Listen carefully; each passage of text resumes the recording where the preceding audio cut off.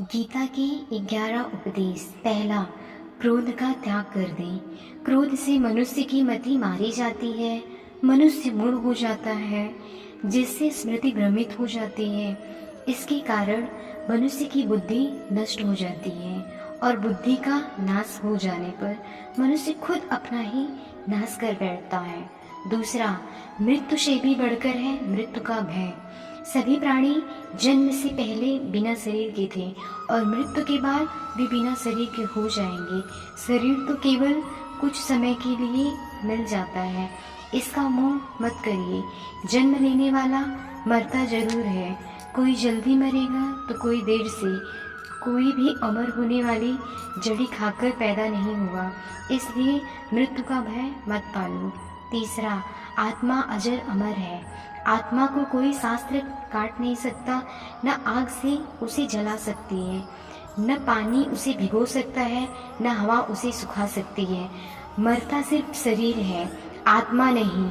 जो मर गए असल में वे मरे नहीं हैं, उन्होंने तो देह छोड़ी है और वे कहीं और जन्म लेंगे।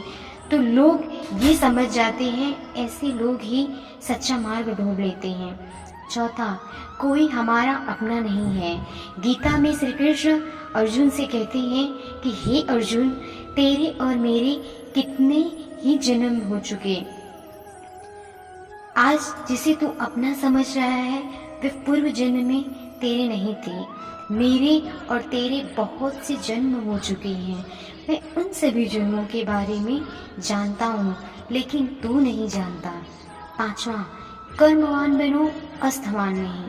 कर्म पर ही तुम्हारा अधिकार है, लेकिन कर्म के फलों में कभी नहीं। इसलिए कर्म को फल के लिए मत करो और काम करने में तुम्हारी आसक्ति नहीं होनी चाहिए। कर्म करने से पहले हमें अच्छे या बुरे कर्मों की जानकारी होनी चाहिए, क्योंकि जो कर्म आप कर रहे हैं वह कभी निष्फल नहीं होता। छठा, नरक का दौर। नरक जिसे हम भयानक मानते हैं, ये हमें 3 कारणों से प्राप्त होता है।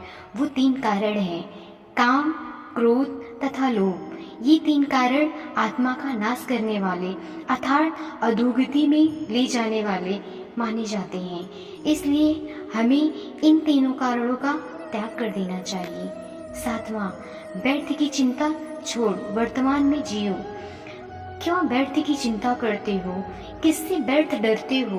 कौन तुम्हें मार सकता है? आत्मा न पैदा होती है न मरती है। जो हुआ वह अच्छा हुआ, जो हो रहा है वह अच्छा हो रहा है, जो होगा वह भी अच्छा ही होगा। तुम भूत का पश्चाताप न करो, भविष्य की चिंता न करो, वर्तमान चल रहा है। आठवां, लगाव ही दुख का कारण है। तुम्हारा क्या गया जो तुम रोते हो? तुम क्या लाए थे जो तुमने खो दिया? तुमने क्या पैदा किया था जो नाश हो गया? न तुम कुछ लेकर आए, जो लिया यहीं से लिया, जो दिया यहीं पर दिया, जो लिया इसी भगवान से लिया, जो दिया इसी को दिया। खाली हाथ आए और खाली हाथ चले। जो आज तुम्हारा है कल और किसी का था, परसों किसी और का होगा। तुम इसे अपना समझकर मग्न हो रहे हो, बस यही प्रसन्नता तुम्हारे दुखों का कारण है। नौवां, परिवर्तन को समझो और उसके साथ रहो। परिवर्तन संसार का नियम है। जिसे तुम मृत्यु समझते हो वही तो जीवन है। एक क्षण में तुम करोड़ों के स्वामी बन जाते हो, तो दूसरे ही क्षण में तुम दरिद्र हो जाते हो। मेरा तेरा छोटा बड़ा, अपना पराया मन से मिटा दो, फिर सब तुम्हारा है, तुम सबके हो। न ये शरीर तुम्हारा है न तुम शरीर के हो। शरीर अग्नि, जल, वायु, पृथ्वी, आकाश से बना है और इसी में मिल जाएगा, परंतु आत्मा स्थिर है, फिर तुम काया हो।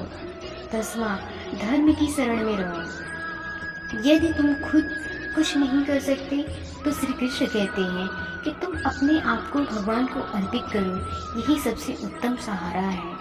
जो इसके सहारे को जानता है वह भय, चिंता व शोक से सर्वदा मुक्त है।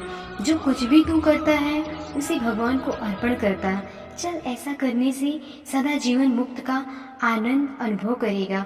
सारे धर्मों का त्याग कर मेरी शरण में हो जाओ। 11वां, विश्वास। मनुष्य अपने विश्वास से निर्मित होता है। जैसा वह विश्वास करता है वैसा वह बन जाता है। सदैव संदेश करने वाले व्यक्ति के लिए प्रसन्नता न इस लोक में है और न ही परलोक में। जो कोई भी व्यक्ति किसी भी देवता की पूजा विश्वास के साथ करने की इच्छा रखता है, मैं उस व्यक्ति का विश्वास उसी देवता में दृढ़ कर देता हूँ। जय श्री कृष्णा। राधे राधे।